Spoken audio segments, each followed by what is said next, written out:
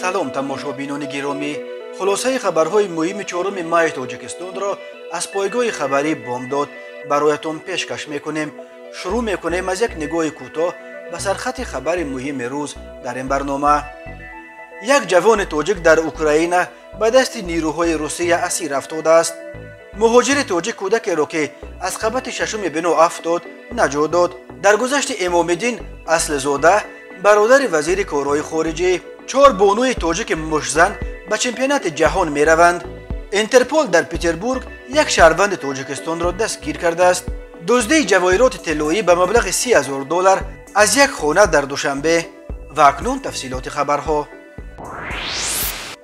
журналисти ҷангноманависи рус Александр Слатков, ки ҷанги Русия ва Украинаро аз диди нирӯҳои Русия пайгирӣ мекунад, дар телеграм-каналаш Slatkov Plus сабти видеои Тимур Шамсиев, як ҷавони 33-солаи зодаи Тоҷикистонро, ки дар ҳайати нирӯҳои Украина меҷангид ва ахиран дар ҳудуди деҳаи Сладкое дар ноҳияи Мирнаи вилояти Донецк ба дасти нирӯҳои Русия асир афтод, нашр кард. Сладкое тақрибан дар 45 километрии ҷанубу шарқи шаҳри Донецк ҷойгир шудааст. Сладков дар видеоаш билети ҳарбӣ ва шиносномаи украинӣ ба номи Шамсиев Тимур Ахмедович, соли таваллудаш 1988, зоидаи Душанберо нишон дода, чанд дафъа такрор мекунад ки ин асир аз Тоҷикистони офтобӣ будааст.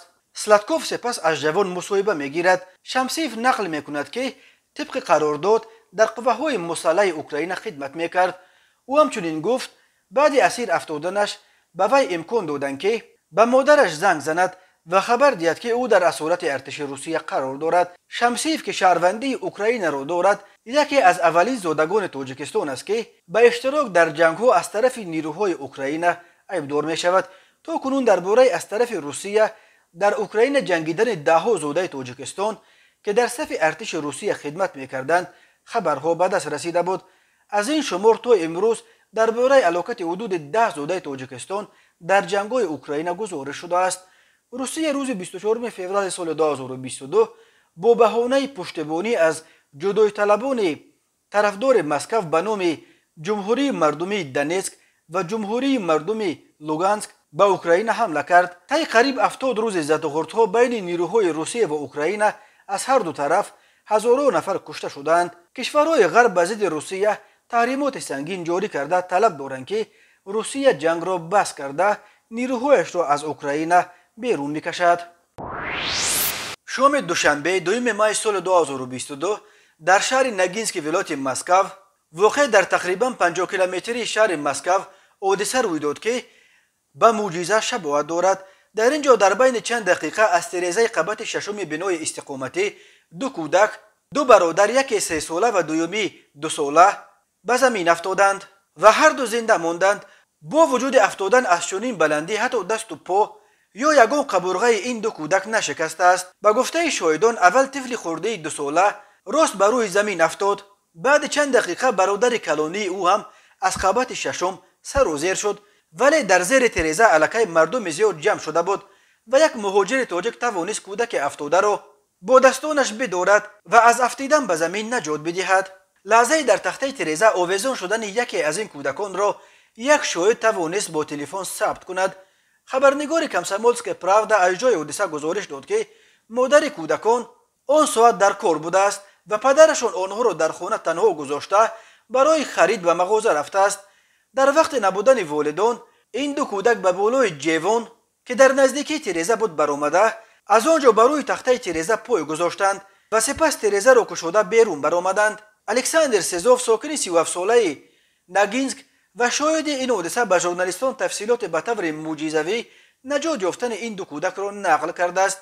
Сезов бо дӯстонаш дар он тарафи роҳ дар қаҳвахона нишаста буданд ки афтидани кӯдаки якумро дида ба ҷои ҳодиса шитофтанд. мо аввал ҳатто нафаҳмидем ки чӣ гап шуд. мо давидем, ҳамсояҳои мо аз Арманистон давида омаданд, бачаҳо аз Тоҷикистон давида омаданд. кӯдаки хурдсолеро дидем ки дар рӯи замин афтидааст. ӯ ҳатто аз ҳуш нарафта буд, қариб гирья ҳам намекард. ҳамсояи ман ӯро ба рӯи даст гирифта ва ман ба ёрии таъҷилӣ занг задам. як ҳамсояи дигарамон ки табиб буд омада ва ба муоинаи кӯдак сар кард. нақл кардааст ин шоҳид. ба гуфтаи ӯ ҳамин вақт онҳо диданд ки кӯдаки дуюмам از تریزه بیرون برآمد. ما حتی فرصت نیافتیم که یگان کورپا یا کورتکه را پهن کنیم و همه مردها آنجا جمع شدیم که 6 نفر بودیم. دستهایمان را برداشتیم که کودک را به زمین نیفتاده با دست بداریم. او بعد چند لحظه از تریزه سر و زیر شد. یک بچه تاجیک توانست او را در روی قفس سینه‌اش بدارد و او را نجات داد. نقل میکند الکساندر سیزوف وقتی پدر کودک از مغازه برگشت دید که کودکانش بچه حادثه گرفتار شدند، او به حالت شوک افتاده است. نسبت به پدر کودک میتوانند با اتهام در حالت خطرناک گذاشتن فرزندانش پرونده بکشایند. جزای حد اکثر برای چنین عمل در روسیه تا 1 سال زندان است. طبیبان بعد به بیمارستان بردن کودکان آنها را رنگین کرده معاین کردند که یگان جایشان نشکسته است. تنها کودک یکم که به زمین افتاد مغز سرش جنبیده، چند جای بدنش خراشیده است و زخم‌های سبک برداشته است. ولی مهاجر تاجیکی که کودک دوم را نجات داد، این طفل را به دست دیگران داده از پس کارهای خود رفته است. او از صحبت با ژورنالیستان خودداری کرده گفته است که یک وظیفه انسانی خود را اجرا کرده بود که کرای گفتن نمی کند. بنا به اطلاع دریافتی این مرد تاجیک در یکی از شرکت‌های کمونالی نگینسک کار کرده همراه هموطنانش در بیرون از شهر در یک داچه اجاره می‌شیند. وزارت کارهای خارجه تاجیکستان روز 3 مای با نشر یک برقیه تسلیت در صفحه‌اش در فیسبوک خبر داد که امام‌الدین اصلزاده برادر وزیر کارهای خارجه تاجیکستان سراج‌الدین موردین وفات کرده است.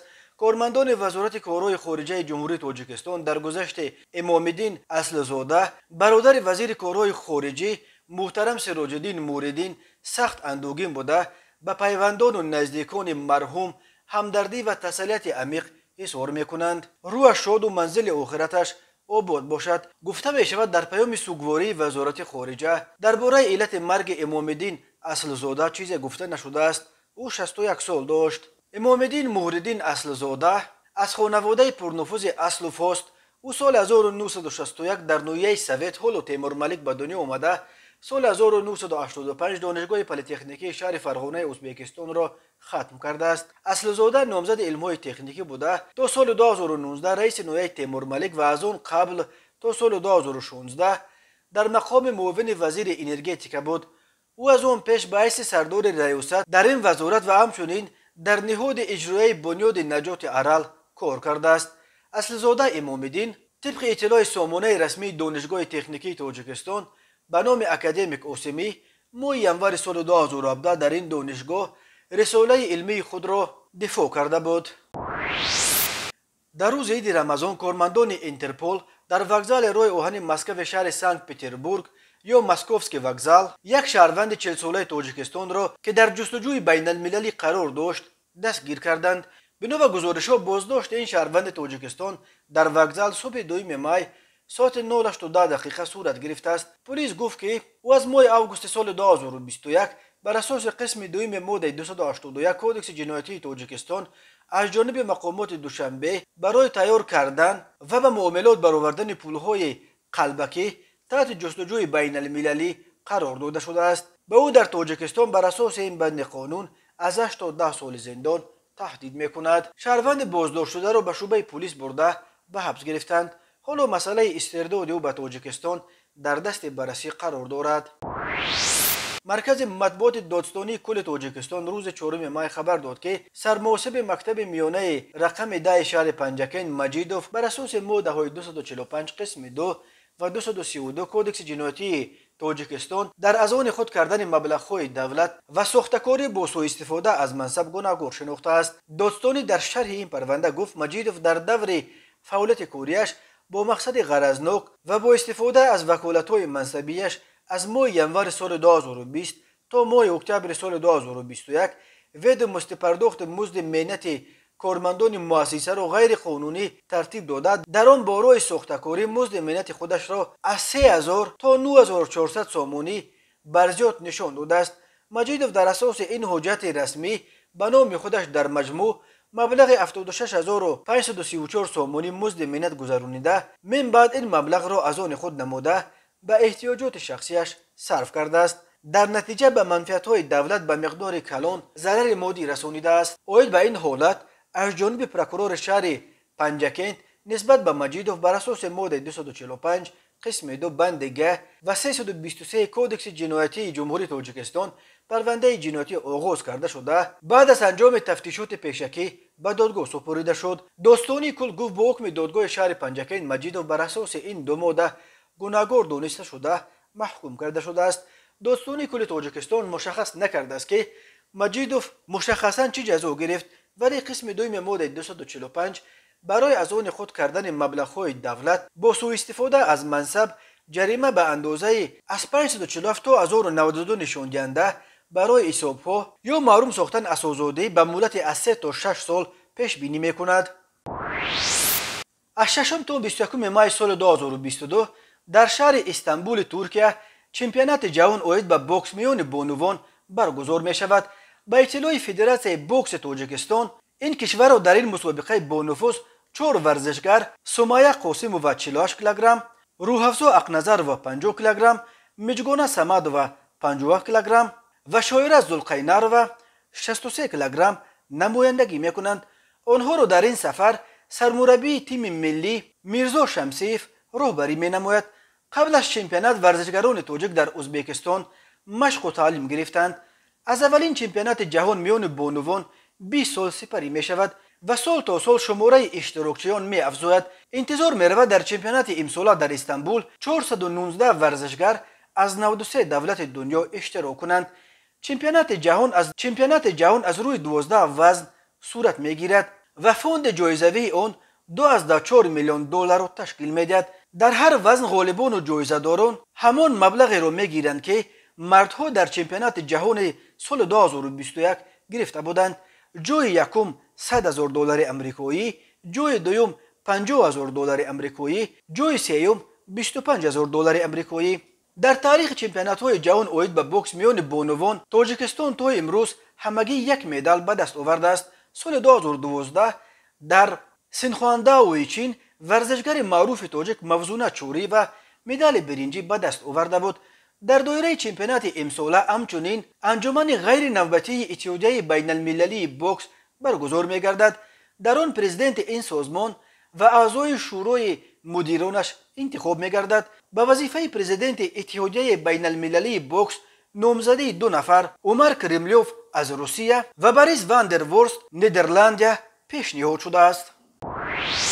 روز 3 مای در روز بین المللی آزادی مطبوعات در اینترنت یک سامانه جدید خبری و تحلیلی تاجیکی به نام آینه روی کار آمد. این سامانه در اینترنت در سراغه آینه ORG دسترس است و به زبان‌های تاجیکی، روسی و انگلیسی مطلب نشر می‌کند. سامانه آینه از جانب عبدالله تورایف، یک فعال تاجیک مقیم اروپا و همفکرانش تأسیس یافته، تحت شعار مذهب زنده دلان خوب پریشانی نیست وارد میدان شده است. در معرفنامه سامانه گفته می شود که سایت آینه یک پایگاه تحلیلی مستقل است و این تورنما به هیچ گروه سیاسی رسمی یا غیر رسمی در تاجیکستان و یا بیرون از آن رابطه و همکاری ندارد. اساسگزاران آینه می گویند این سامانه پوره از حساب هیئت ایجادی سرمایه گذاری می شود و آماده است تمام مطلب را که بدون غرض و بر اساس دلایل انشا شده شأن و شرف کسی را پست نمی زند، کسی را تهمت نمی کند، منتشر نماید. آینه همچنین وعده داده است که مطلب را هم که با موقع نشریه سازگار نباشد نشر کند. ظهور باز یک پایگاه خبری پیرامون حوادث تاجیکستان در خارج از کشور در حالی است که سازمان خبرنگاران بدون مرز در گزارش سالانش که روز 3 مای نشر شد گفت شماره هرچه بیشتر ژورنالیستان ترک تاجیکستان میکنند.